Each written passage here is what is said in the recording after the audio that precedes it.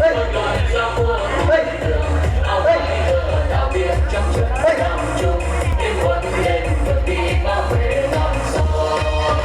thưa quý vị và các bạn, ai về Bình Định mà coi con gái Bình Định bỏ roi đi huyện. Chúng ta tự hào võ cổ truyền Bình Định, trong đó có huyện Tuy Phước là di sản văn hóa phi vật thể được vinh danh và đưa vào danh mục di sản quốc gia. Học võ, luyện võ có sức thu hút mãnh liệt và trở thành món ăn tinh thần của nhiều thế hệ người dân Bình Định.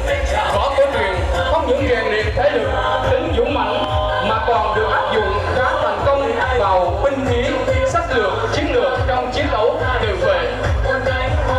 Ngày nay, cùng với những di sản văn hóa truyền thống khác, võ cổ truyền dần được khôi phục và phát triển. Những đoàn thế võ, tài thiệu, bài thuốc bí truyền đều được quan tâm gìn giữ, phát huy vốn di sản võ cổ truyền Bình Định trong các thế hệ nghiệp võ, các tầng lớp nhân dân, đặc biệt là các chủ trương của Đảng, chính sách pháp luật của nhà nước về bảo tồn, phát huy di sản văn hóa dân tộc.